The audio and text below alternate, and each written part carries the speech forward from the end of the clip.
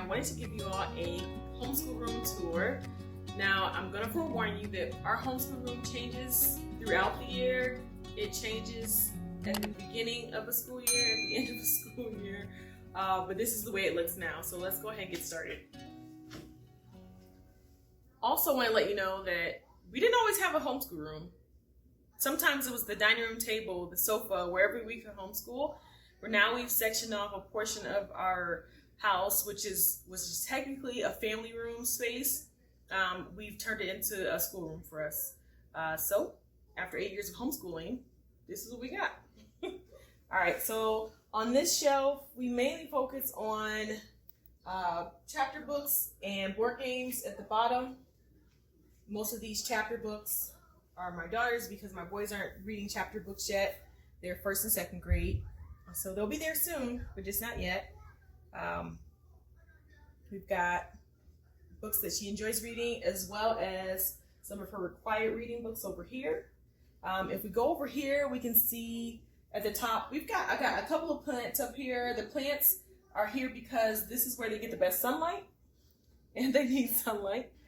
We've got our bucket of fun, so if the kids get bored, they can come here, or I can send them there, or they can go there by themselves, open it up, and pick out something fun to do to keep them entertained. Our abacus, some more games, card games, chess, checkers, Uno, Spotty, all that. Here we keep our treasure chest. When the kids fill up their charts for their chore chart, they get to open this up and pick out something from the inside. Don't look, it's just candy. I try to get other things, but those Dollar Tree little toys, they just don't last. And the pieces go all over. I'd rather just give them candy because that's what they want anyway. So we keep our light up globe and constellation. I have the book here because I am not a constellation guru. I don't know all. Yeah, I know the major ones, but there's so many, especially after looking in this book, I realize it's a ton. So we still have space. These are actually 2 bookshelves put together that we got on Amazon. We keep Lego pieces here for now. And then just some seashells down there. Over here is where we keep most of our craft stuff and extra pieces. Which for a game that's kind of like Jenga. It's the Jenga, not Jenga. And just craft supplies in here. Arts and crafts in here. Teacher supply, more arts and crafts, extra glue and all that jazz. And this is where I keep all of our poster boards.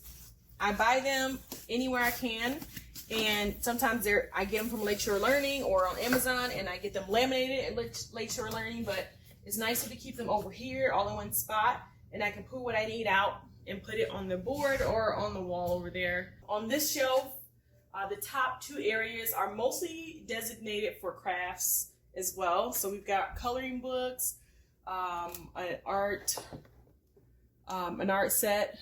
This is actually a piece that plugs in. It lights up so your kid can put a piece of art on there and they can trace it on put a paper over that and trace it. But anyway, paint, blah, blah, blah. And this is just water I keep here and refill for our diffuser that's in our classroom. And then just ice trays that I use for paint. The names are worn off here. They will be reapplied soon because this is really bothering me. But there's crayons in here. We keep our markers, hole punchers, tapes. What is that? A label machine that needs more stuff. Scissors. It was scissors and glue, but we've got mini scissors. We've been gifted lots of craft scissors, which has been really nice. And this is kind of just mine. It has highlighters and permanent markers. I really don't let our little ones use that. The next shelf, we kind of keep our reading resources.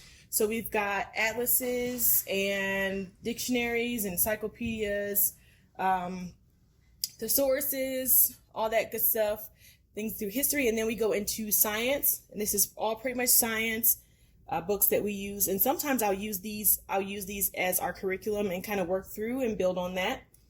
And then just regular books for pampering and balloons. Sometimes it's random. And then it's a camping area movie stuff. We're going to get down. This is kind of our African American history spines that I use. And then we add in other books, living books as I like to call them.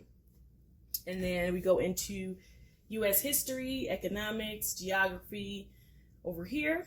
Okay, and these bottom two shelves are where I keep all of our STEM manipulatives and a little bit of geography things, because I have no other place to put it right now. Also, obviously, more STEM stuff in the middle, keeping the books separate. But yeah, and then we kind of have my little desk area and the whiteboard.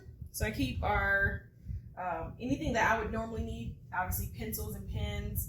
These are the ones that we're using, which makes no sense. We've got a gazillion pencils up here. I don't know why they've all been sharpened and are being used, but this is the way it's been. So the things that I keep on my Bible and notebooks and calendars, I'm covering this because it's got personal information, but this is our binder that we use for schooling.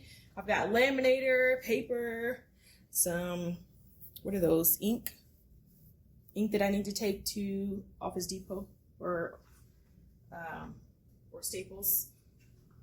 Oh, back to here. So I've got everything I would normally need, and the kids too. And I use the stickers on a regular basis, so stickers stay here. And this is actually a really cool. I need my glasses and stuff. But this is actually really cool.